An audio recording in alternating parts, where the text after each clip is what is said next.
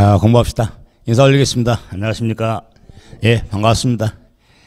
자, 2015년 우리 공인중개사 26회 데뷔하면서 기초 입문과정 아마 월요일부터 과목별로 한번 쭉 들었는데 오늘 이제 과목 마지막 과목의 부동산세법 자 보도록 합시다. 뭐 이렇게 공부하시는 게 많는데 혹시 이런 표현이 있잖아요. 종교적인 표현에서 그렇지만은 시작은 미약하나 나중은 창대하리라. 지금 입문과정 학원에서 개강한 학원이 있고 또 다음 주 개강한 학원이 있고 또 1차만 개강하고 2차는 1월달에 개강한 학원들이 많거든요. 그래서 좀 한 두 번 이렇게 강의지 다른 과목도 하니까 나와서 보면은 많더라고요. 입문과정. 그래서 큰 학원이 할지라도 한 20명, 30명 선. 예전 같으면 안 될 수인데. 그래서, 지금 이렇게 수가 적다고 그래서 이렇게 뜨지 마시고 이렇게, 정리 나가면서 정리되니까 그런 마음을 갖고 이런 말씀 드렸으니까, 우리 26회 데뷔하면서 저는, 항상 시작을 할 때 이런 말씀 드립니다. 자신감을 갖자. 어차피 합격 목표니까. 그래서 나는 합격한다. 그런 마음으로 여러분이 조금 더 시간 관리해 가면서 이렇게 공부를 하시면은 충분히 합격할 수 있다는 그런 마음도 중요하고 또 저는 그런데 여러분한테 충분히 제가 강의하는 과목 부동산 세법 본 시험장에 가서 어려움 없이 이렇게 정리 짓도록 합격할 수 있도록 이렇게 해드릴 자신이 있으니까 여러분도 그런 믿음도 좀 가져주시고 그러면은 제가 이제 과정에서 좀 말씀드리면서 이런 내용은 지금 간단히 넘어가자.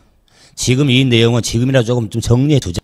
이런 걸 잘 캐치를 해가지고 이렇게 스텝스로 이렇게 정리하시면 부동산 세법 충분히 고득점, 전략 과목, 효자 과목이 될 수 있는 과목이 되기 때문에 정리하시고 자, 그럼 이제 자, 입문서가 자, 제가 좀 편집한 건데 자, 원래 다른 기본서에 대해서 입문서가 따르게 편집한 거기 때문에 요 입문서 내용을 좀 중심으로 해가지고 주어진 시간 내 정리하는데 11, 12월 달에는 기본적인 관련 규정도 하겠지만 목적이 뭐냐면 입문의 목적은 뭐냐면 어느 과목이든 간에 영어가 어렵잖아요. 그래서 11, 12월 달에 세법도 이 영어 중심으로 영어를 알면 그 내용을 정리할 수 있거든요. 그런 점에서 이렇게 중심은 영어 중심으로 이렇게 정리를 하도록 하랍니다. 자, 그럼 이제 처음 페이지가 안 나오는데 부동산 관련 조세가 나오죠. 자, 한번 봅시다.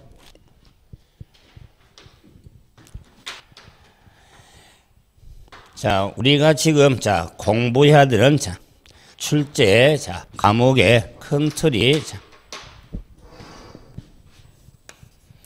부동산 관련 세법입니다. 그래서 우리가 일반 세법을 공부를 하고 시험적인 출제 범위가 되려면은 제가 방금 전에 무슨 전략 과목이다, 고득점 과목이다 이런 이야기 하면은 저 욕먹습니다. 세법이 상당히 광범위하거든요. 자, 그런데 우리가 출제하는 시험 과목이 큰 범위는 부동산 관련 세법입니다. 그러기 때문에 충분히 고득점 전략적인 과목으로 말을 드릴 수 있습니다. 그러면은 이 부동산 관련 세법은 조세법을 줄여서 세법이라고 하거든요. 그래서 좀 법에 대한 내용을 좀 정리하기 앞서서 기본적으로 이 부동산 관련 세금이 큰 틀이 어떻게 되는지 우리가 과정적으로 어떤 세금을 중점적으로 해야 되는지 이거 좀 확인하기 위해서 그리고 11, 12월 달은 영어 중심으로 해드리지만은 쉽게 말해서 지금 적응 단계잖아요. 그러면서 특히 전 다른 과목은 보다는 세법 이름입니다. 11, 12월 달은 시험을 보는 입장이라고 생각하지 마시고 생활하면서 이런 기본적인 내용들을 좀 알면 도움이 되는구나. 그래서 좀 더 적응하는 의미에서 이렇게 활용하시면은 좀 수업을 받는 데서 좀 편하게, 타 과목보다 좀 편하게 이렇게 정리할 수 있는 과목이 세법이거든요. 그런 좀 마음을 좀 갖고, 그런다 해서 1월, 3월달 흘러가면서 그런 기본적인 내용만 하는 게 아니잖아요. 그래서 이렇게 언급한 대로 이렇게 스텝이 되기 때문에 좀 편하게, 이렇게 분위기 좋게, 많은 수는 아니지만 좀 편하게, 그리고 좀 표정도 좀 밝게, 지금 세 분이 지금 되게 어두운데 좀 해가면서 저는 과목 자체로 뭐 재밌는 과목은 아닌데 저는 제 항상 갖고 있는 제 마인드 중에 잘못된 마인드가 마음은 있는데 그게 실천이 안 되는 수업을 하면서는 항상 강조하는 게 수업은 재밌어야 된다. 뭔가 흥미를 갖도록 만들어주는 건데 아무리 지식이지만은 뭐 힘든 점이 나와도 그걸 아무리 제가 이런 마음이 있는데도 막상 수업을 진행하면 좀 그런 좀 덜하거든요. 그래서 많이 노력을 하면서 좀 어떻게 한 50분 수업하면서 좀 한 두세 번은 웃어야지. 안 그렇습니까? 그래야지 엔돌핀이 돋는데 50분 내그 내용도 힘든데다가 강의하는 내용 예법에다 분위기까지 그러면은 그래서 서로가 이렇게 좋은 분위기에서 이렇게 할 수 있는 말씀을 드린 겁니다. 그럼 다시 이런 부동산 관련 조세는 이 부동산 우리가 세금을 부과하는 자 영어 다시 했지만은 세금은 부과하는 목적물이 있거든요. 이 목적물이 과세 물건 대상이라고 하는데 그 물건이 많이 있습니다. 그런데 부동산만 있는 건 아닙니다. 그러나 기본적으로 우리가 공인중개사 자격시험은 부동산이 강하니까 부동산 관련 쪽에서 일반적으로 부동산 하면은 이번에 여러 과목들이 하겠지만은 일반적으로 토지나 건축물이잖아요. 이런 토지나 건축물의 부동산의 지금과 관련 세금은 그 부동산 등에 관련은 부동산의 활동 과정에 따라서 기본적으로 구분되는데 그 부동산을 샀을 때 취득했을 때 관련 세금이 어떻게 될까? 자, 부동산을 가지고 있을 때 보유할 때 관련 세금 어떤 것이 있을까? 자, 부동산을 팔았을 때 처분했을 때 관련 세금이 어떤 것이 있을까? 그래서 부동산 관련세는 크게 취득 관련 조세, 보유 관련 조세, 양도조세로 구분이 되는데 요 한 상당 기간 동안에 이 관련 구분이 출제가 안 됐는데 우리 26회 대비하고 있죠? 25회 때 2014년 25회 때 출제가 됐던 부분입니다. 신약의 보너스요? 저는 예상을 했었어요. 너무나 지금까 한 6, 7년 정도 했습니까? 이 부분이 출제가 안 됐거든요. 한 번쯤은 또 나올 때가 됐다. 그래서 수반은 25회 대비하면서도 어려운 문제가 아니니까 기본적으로 좀 하고 있어야 된다. 그래서 만약 시험장에 갔다면은 뭐 그 문제 쉽게 좀 정리할 수 있는 자 문제가 됐던 건데 항해 또 한번 확인하겠죠. 문제 있으면 자 그래서 이 부동산에 우리가 관련 세금은 뭐 취득 관련, 보유, 양도 이렇게 하겠지만 좀 더 편한 말로 부동산 샀을 때, 가지고 있을 때, 부동산 팔았을 때 관련 세금이 어떻게 있을까? 그래서 부동산을 샀던 거죠. 이 사고 파니까 거래죠. 그래서 거래에 따라 흐름에 따라서 부가세라고 그래서 유통세. 자, 유통에 따른 흐름에 따른 세금으로 이렇게 정리를 할 수가 있는 겁니다. 그러면서도 더욱더 이렇게 취득 관련 세금을 유통세로서 우리가 생활하면서 많이 이런 말을 듣죠. 거래세.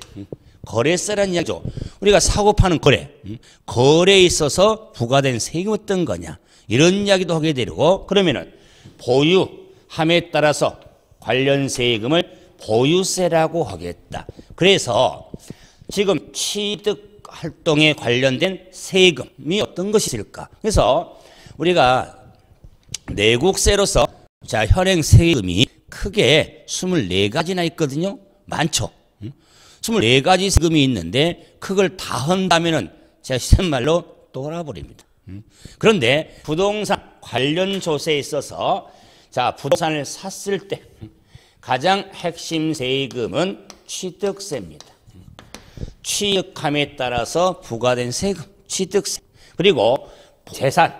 자, 부동산을 보유함에 따라서 부과된 세금, 재산세가 있습니다. 재산세.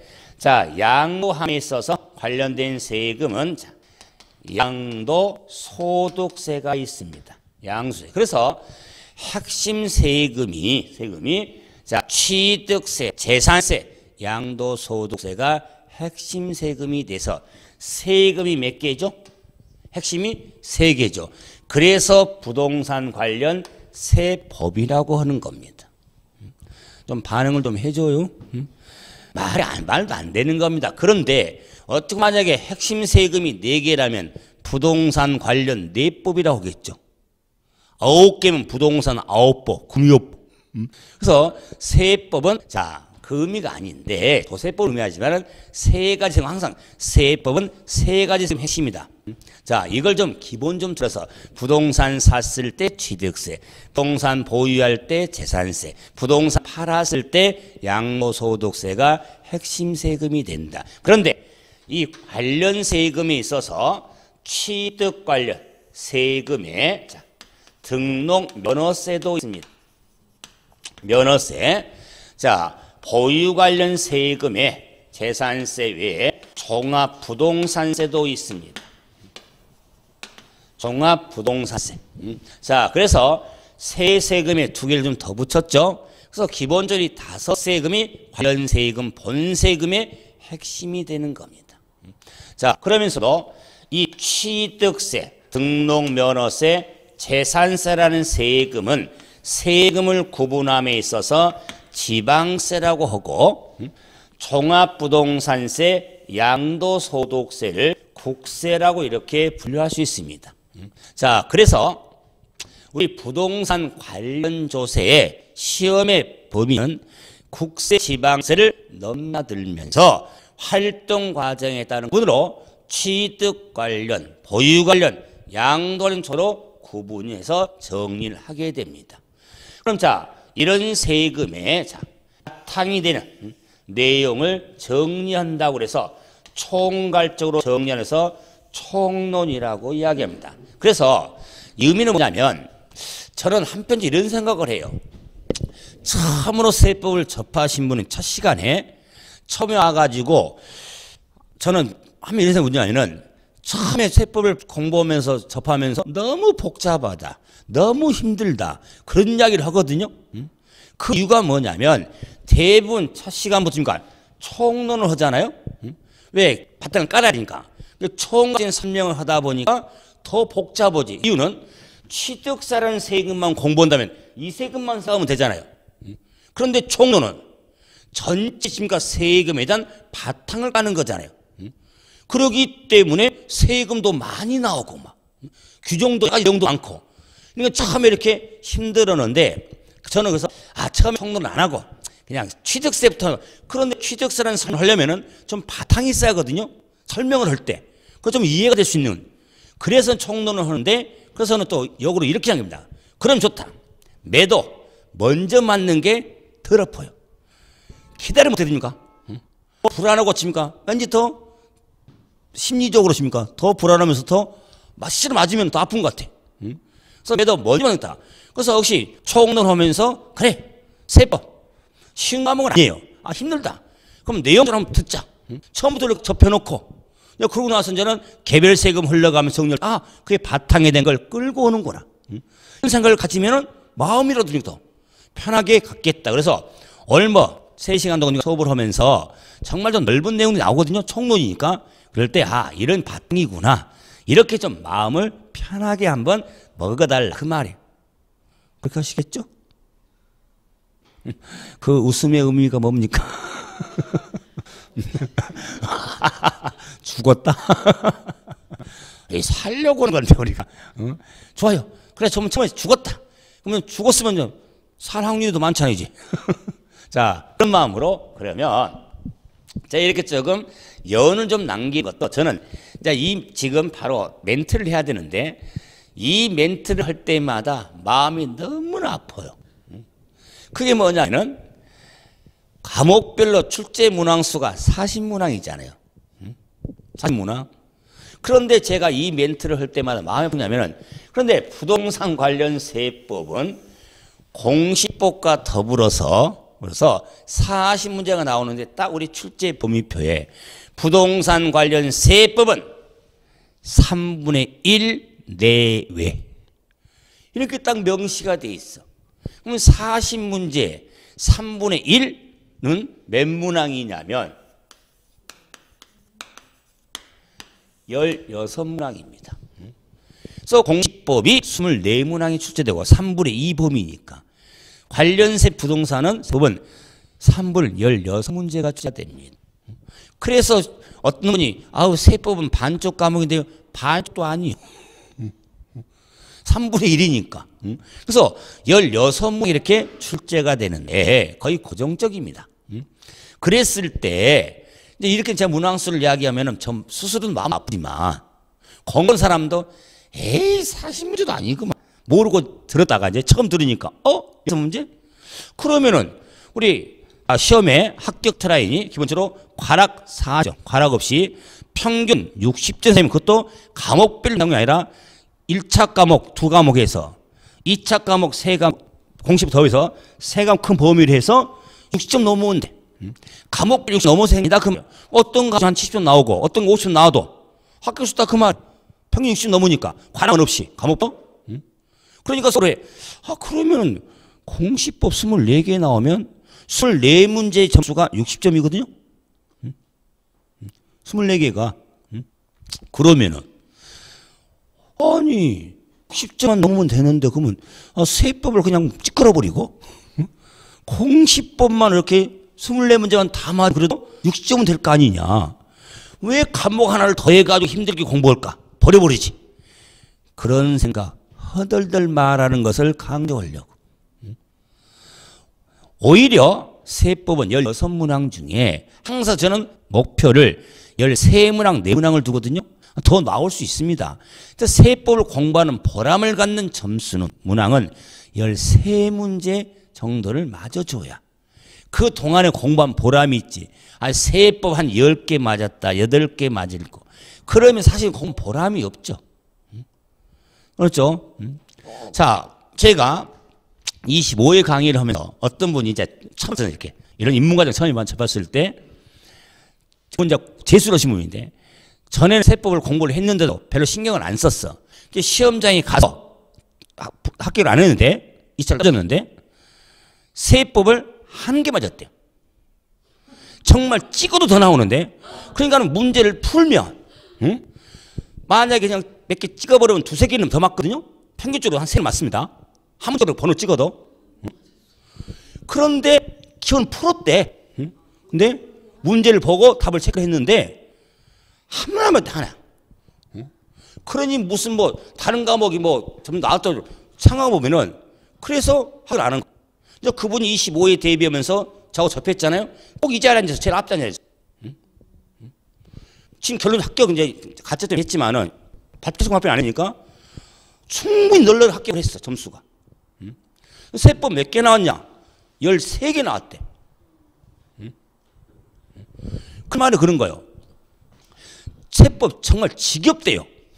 제가 살면서 누구한테 말하기 창피하고 그런 만약 그 24회 때 세법 한 5개, 7개만 맞아도 합격했대. 이렇게 고생 안 했대. 그럼 세법 때문에 발목 잡혔대. 일을 간 거지. 그래서 수업을 할 때마다 항상 자주 얼굴에 세법만 맞게 해줘. 한 10개 맞게 해줘. 저한테 그런 거 10개 맞게 해달라. 10개 맞게 해달라. 그게 진짜 따갑게 됩니다.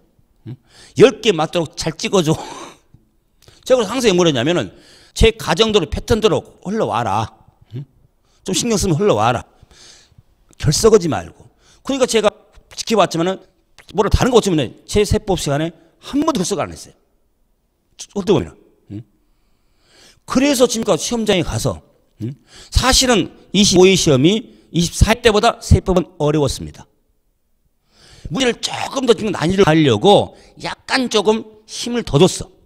그냥 2-3문제 있었어. 그런 문제가. 근데 그 어려운 문제도 맞았대. 왜? 수업 시간에 그렇게 강조를 했으니까.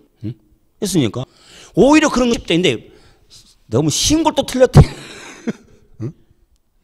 왜? 시험이라고 하는 것은 집중해서 보다 보면 시간도 있고 하다 보니까 또 여러 번 풀다 보니까는 순간에 놓칠 수 있잖아요. 그래 시험에 실수를 좀 해야 되는데 그런 이제 기본적으로 합격 점수 널널하게 나오니까.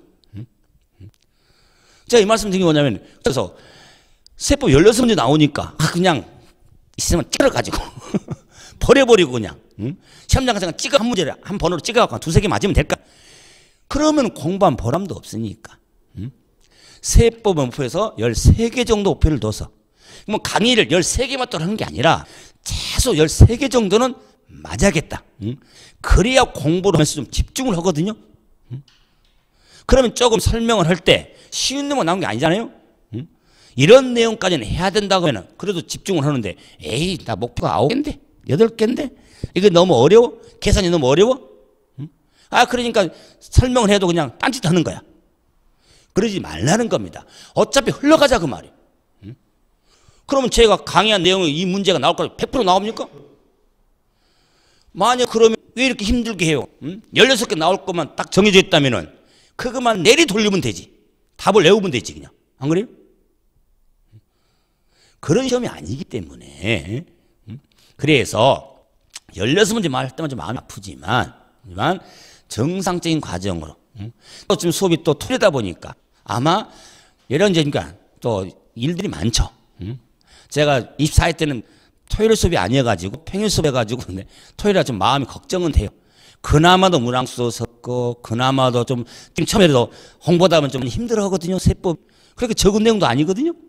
그러다 보니까는 에이 토요일도 된다다가 약간 일만 있으면 에이 안 나와버리지. 그러다 보면 또 제가 예를 들었던 그분 꼴을 할 수가 있어요. 그럼 또 1년도 고생을 해야 되잖아요.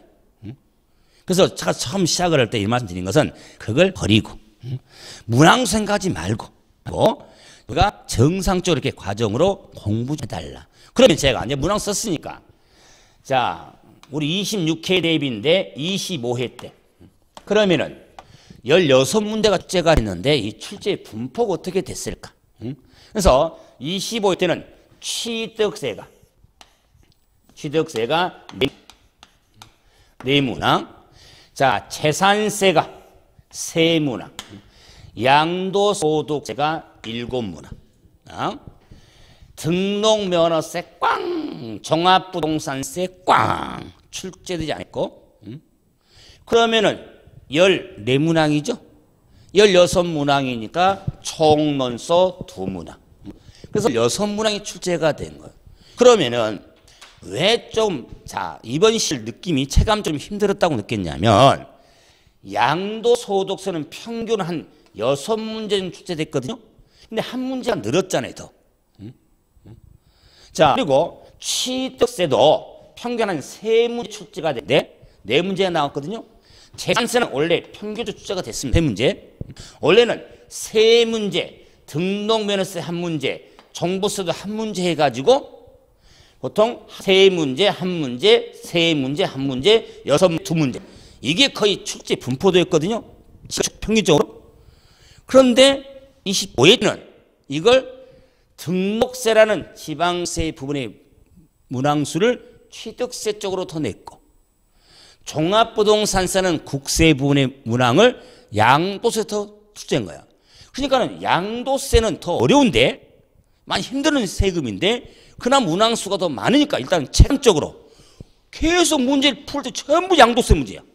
그리고 또 시험에 A병을 막론하고 우리가 공부하는 패턴이 총 공부하고 취득세 공부하고 재산세하고 양 이렇게 공부하거든요. 흐름에 따라서 샀을 때 가지수세 봤을 때 그래서 그렇게 시험 출제 분포가 먼저 총 문제에 나오고 추시 나오고 이렇게 나온 적도 있어요. 그런데 24회 때는 25회지만 24회 때도 양도세가 먼저 나왔어. 처음에. 그래서 제가 동영 모의를 실전 모의를 해가면서도 자 모의고사를 보면서도 제가 패턴을 한 해는 통로부터 좀 흐름 문제를 줬고 또는 어떤 순간 양도세를 먼저 줬어. 문제 첫 문제부터. 그러면 느낌이죠. 양도세를 먼저를 보면요 일단은 숨이 막혀. 어려운 성분 나오니까. 그걸 제가 동영 모의를 통해서 훈련을 시작한 말이에요. 그러면 그건 보고 시험을 갔으니까 그래도 좀 덜 당황했는데 전혀 그러지 않는 사람은 갑자기 양도세가 쫙쫙쫙 나오니까 처음부터 그냥 헛거리고 우리가 문제 그랬잖아요. 처음 문제 풀 때 좀 문제가 풀리면 좀 안던데 처음부터 안 풀려보세요. 힘들어 보세요. 그러면 눈이 충혈이 되기 시작하고 머릿속에 허하고 아는 것도 다 버린 것 같고 그러다 그게니까 문제가 하나 둘씩 막히면요 팀은 더 쉬워져요. 그 영향을 받는 거예요. 그리고 시간만 가니까는 문제를 안 풀고 넘어가 버리고 그럼 점수가 나올 수가 없지. 그래서 체감적으로 조금 더 힘들었다. 자, 그리고 이 양도세 문제 자체도 여러 문제도 있었고, 그러다 보니까 그런 과정이 참 어려웠는데 그 이유가 전혀 생각해요. 등록면허세가 25세 때 출제가 안 됐는데 과거에는 부동산을 샀을 때하고 부동산을 그러니까 등록을 할 때 세금을 따로 냈었거든요. 그런데 지방세법이 전면 개정이 돼서 통합해서 취득세로 하나 내거든요. 근데 그게 5년 정도가 흘러왔어. 이제 정착이 되고 있어. 이러니까 큰 의미가 없다 이제는. 자, 그래서 배정 갖고 두 번째는 종합부동산세는 해마다 종부세 폐지로 무용론. 항상 응급실에 지금 가 있는.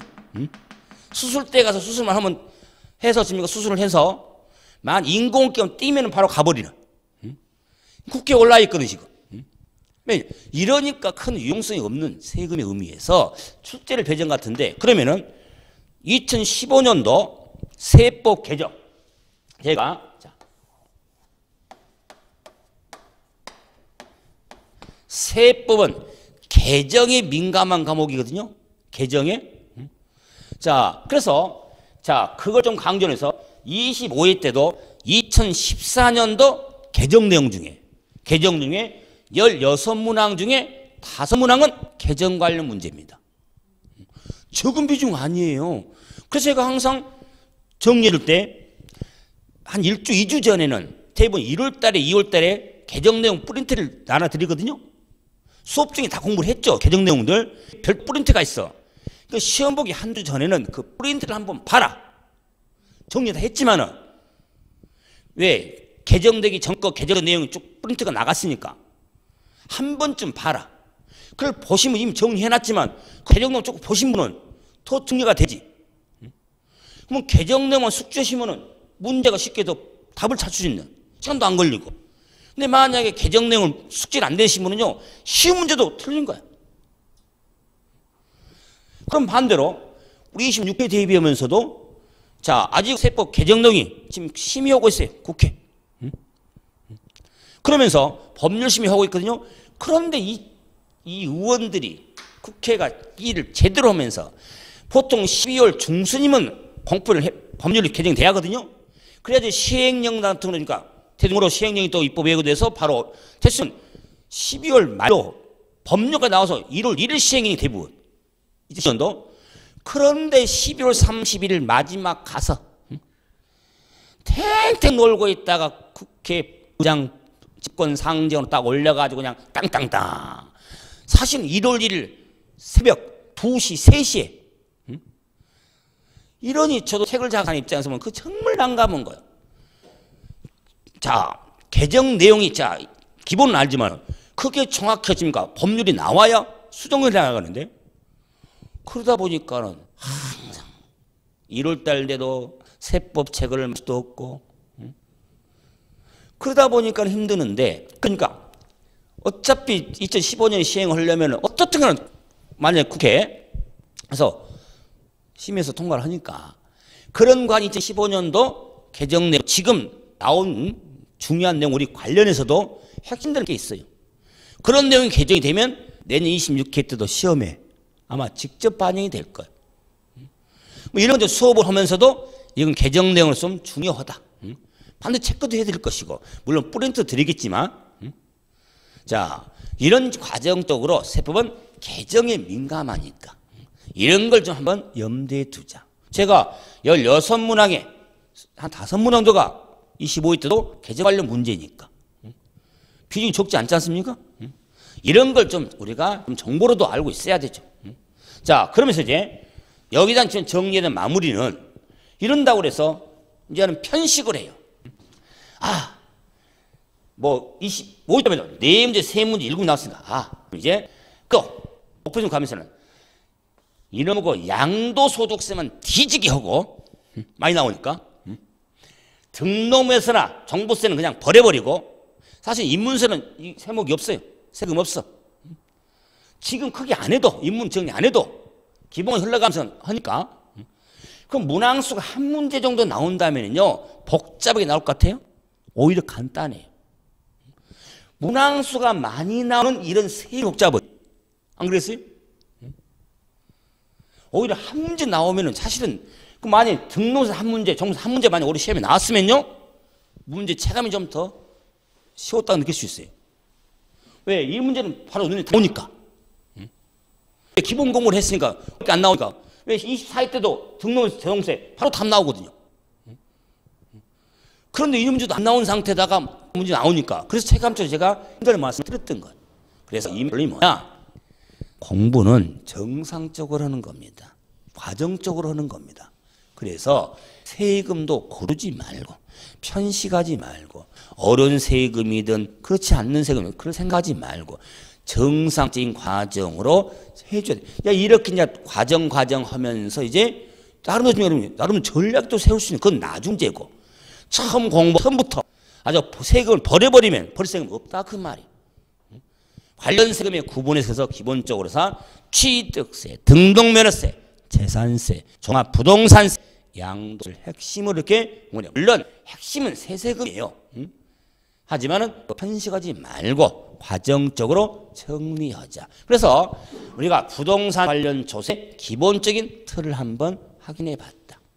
자, 그럼 이제 자 다음 페이지에 봐보시면 이제 이런 부동산 관련 조세, 자 조세 세법은 조세법을 의미했죠. 그러면 당연히 세금이 뭐냐를 알아야겠죠. 그래야 그의 법의 의미를 따져가야 되니까. 그랬을 때 조세 세금이 뭐냐 그 말이에요.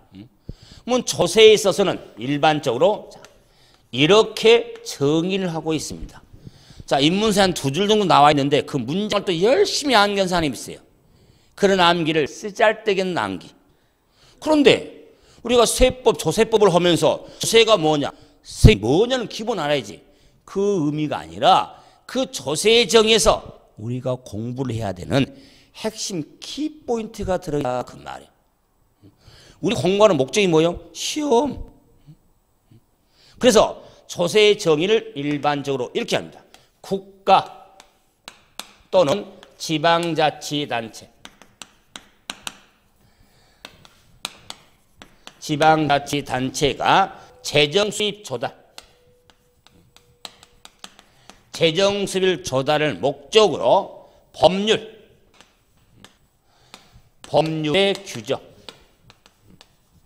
규정된 과세 요건 충족한 모든 자에게 직접적인 반대급부 없이 부과된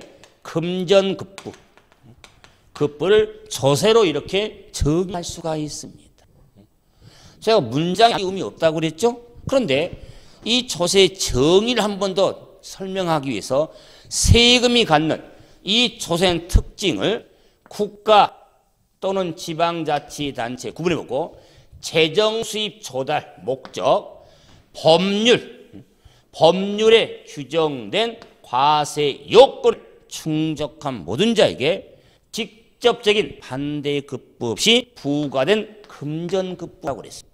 그래서 이 조세 정의에 있어서 국가 지방자치단체에서 뭘 할 수 있냐, 세금을 부과하는 주가 뭐냐, 과세 주체를 담고 있고, 그러면 재정수입 조달을 목적으로 한다고 그랬죠. 그래서 세금을 부과한 목적을 제시하고 있고, 자 법률에 규정된, 그래서 세금을 부과하는 근거를 제시하고 있고, 자 직접적인 세금의 특성으로서 무보상성의 특징을 제시하고 있고, 자 금전급부에서 세금을 내는 납부 방법을 제시하고 있다 그 말이에요. 그래서 자 이 조세 정의에 있어서 자, 인문서를 봐도 과세 주체, 과세 목적, 과세 근거, 보상성, 납부 방법 이렇게 특징이 나와 있죠. 이 5가지 지금까 5번까지 특징이 조세 정의에 다 들어있는 거예요. 그럼 이 틀을 보면서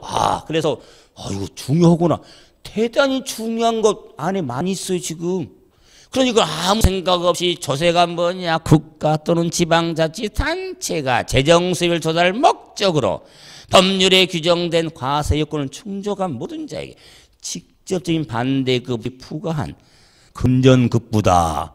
이렇게 문장 마음개고 있어. 그게 중요한 포트도 못 잡고 그 의미가 없는 거야. 그럼 이제는 과세 주체부터 한번 확인해 보자. 그럼 과세는 세금을 부과하는 주가 누구냐?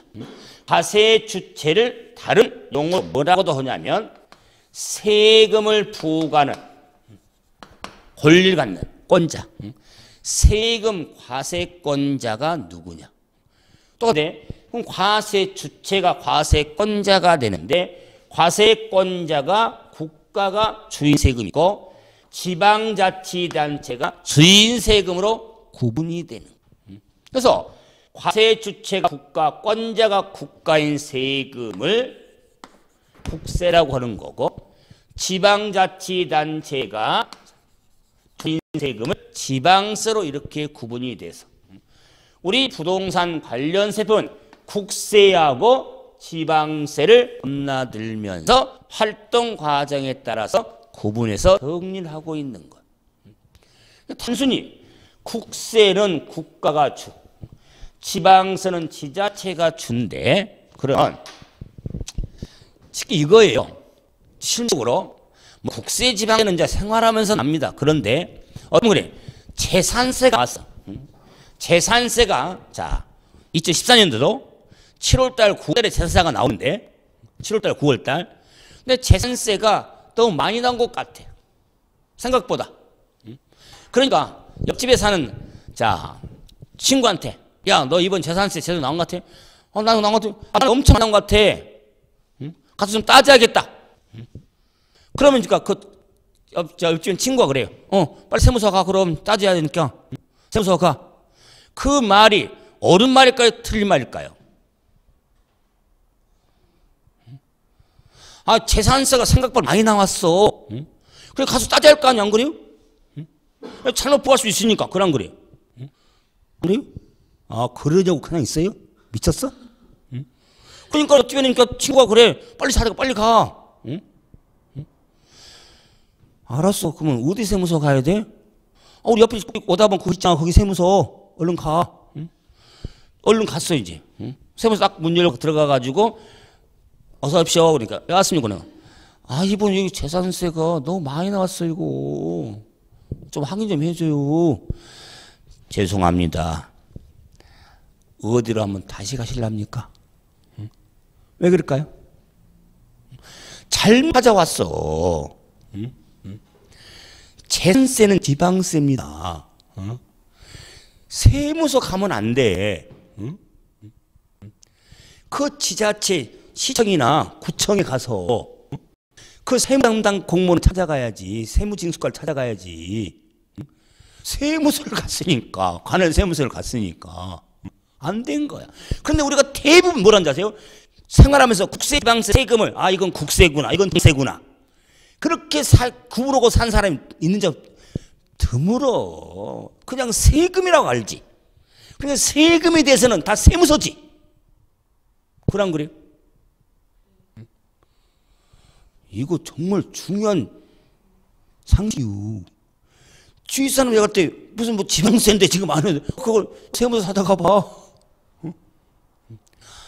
이것만 사실은 알아. 이게 시험에 나오냐 안 나와 이런 것은. 우리 시험 목적으로 하면 있어서.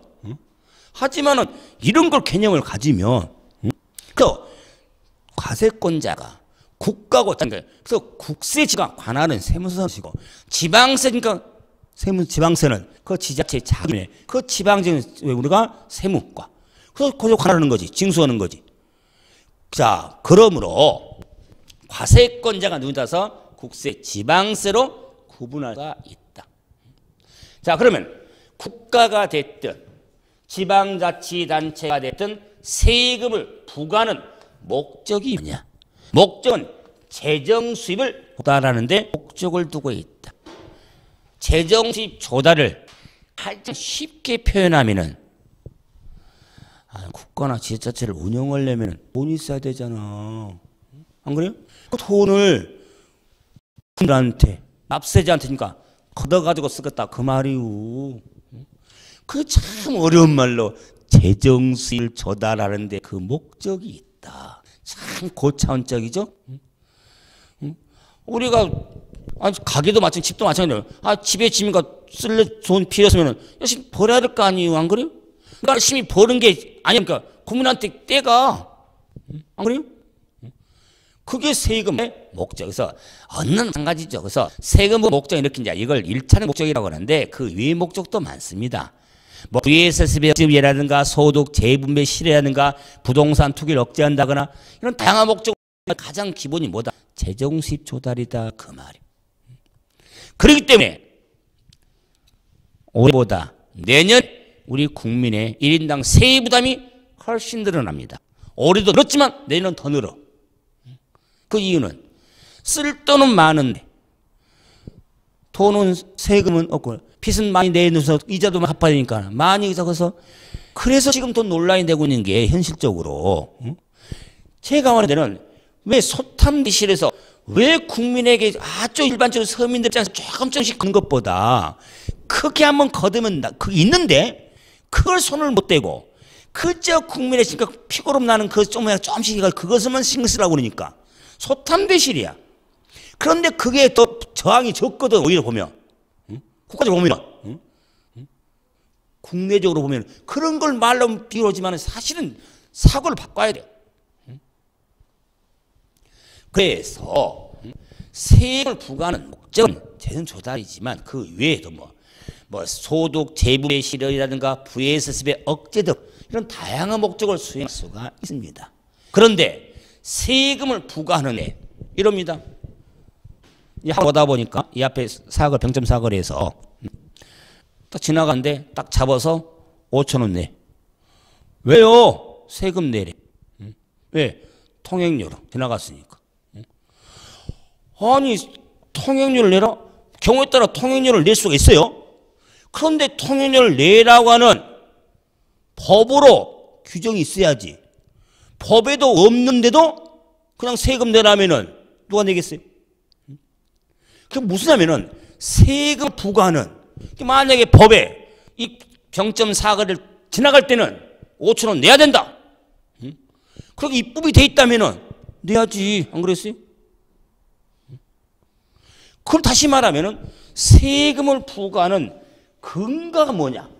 근거는 법률로 규정을 해야 된다. 그 말이에요. 그래서 법률에 의하지 않으면 세금은 부과할 수가 없는 것. 이런 건다. 위헌. 그래서 법률에 의하지 않고는 세금을 부과할 수가 없는 것. 또 말을 풀어지만은 정말 어려운 말이. 일단은 무슨 주의가 나오면은 이 주의란 말은 주의란 말이에요.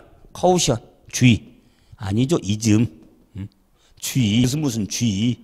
그럼 저는 그 이즘이지만은 주의라 그 말이 뭘 법률을.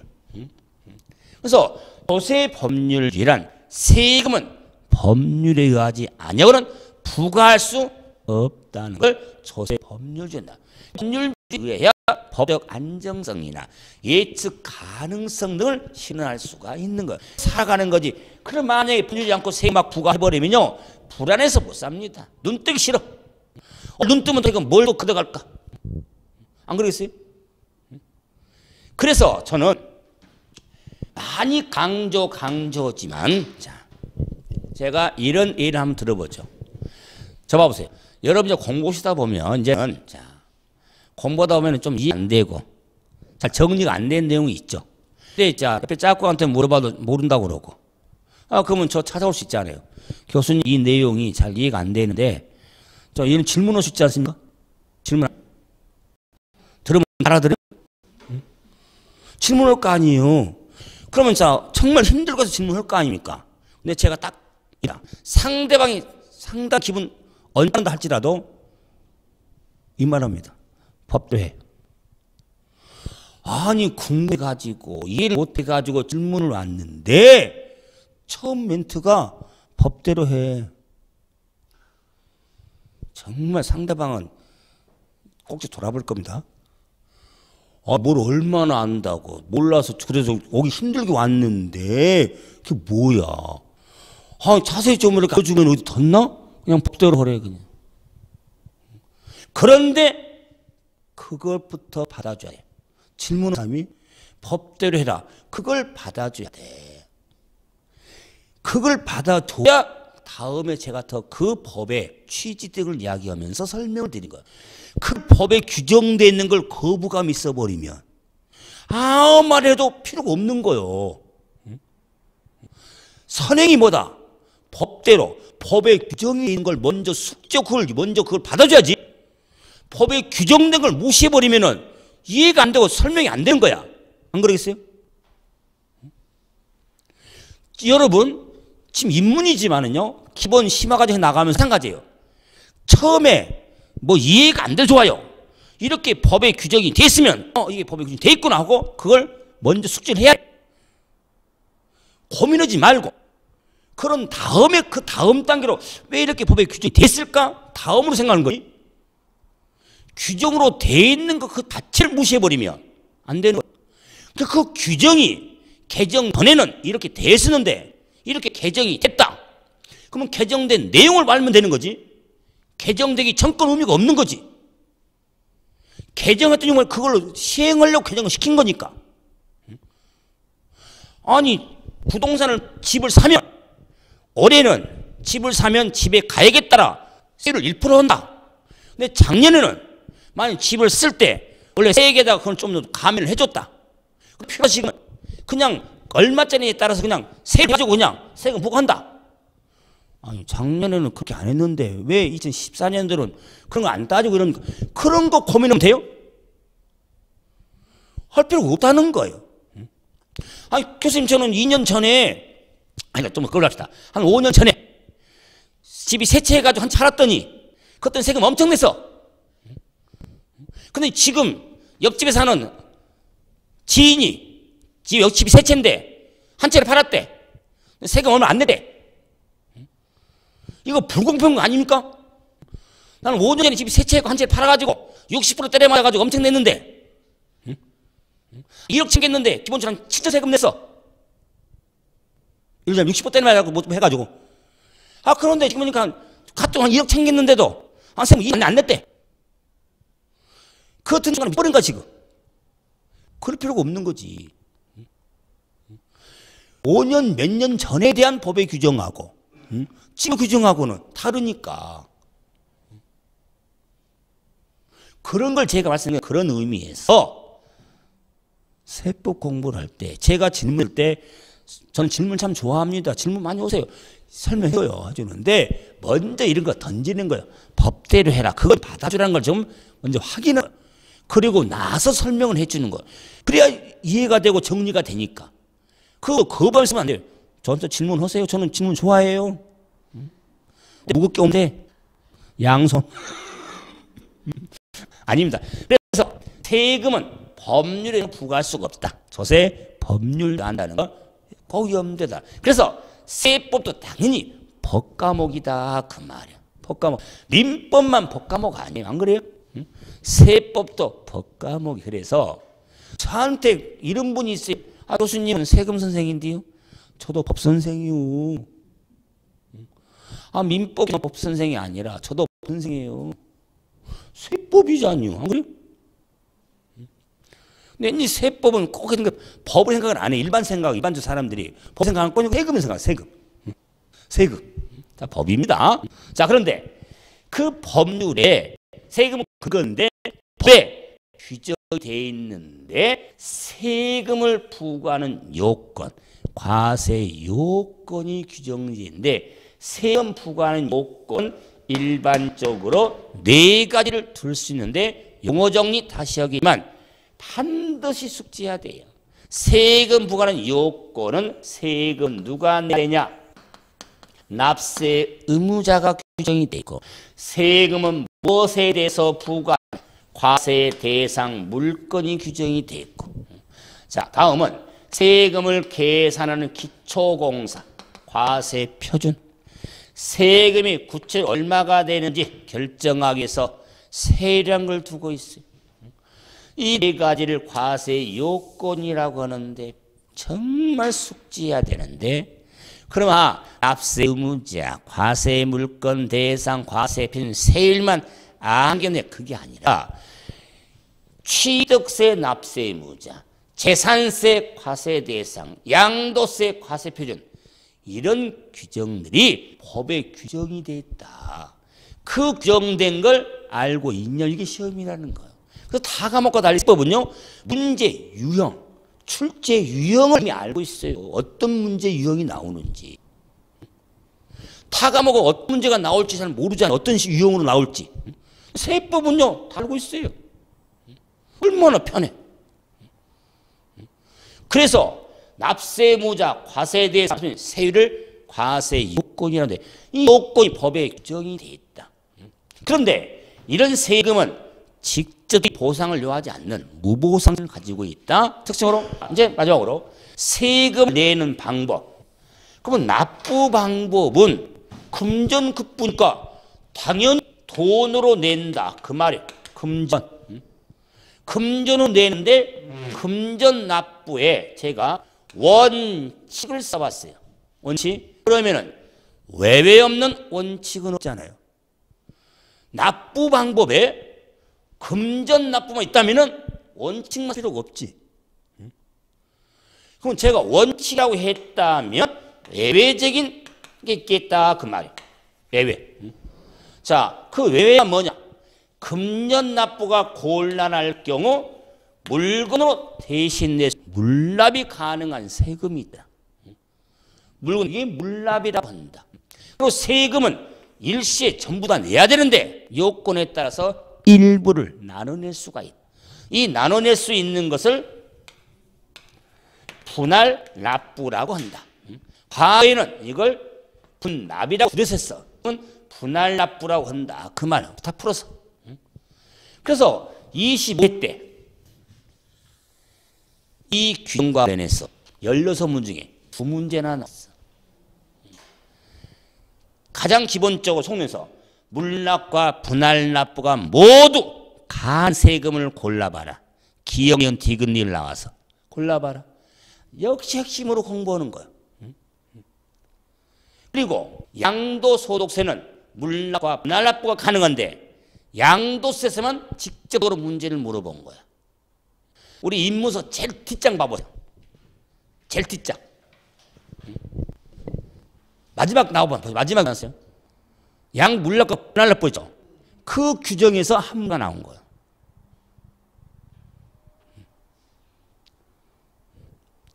정말 문제 없겠죠?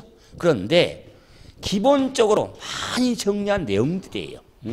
자, 그래서 제가 지금 뭐 세금도 구분도 안 했고 아직.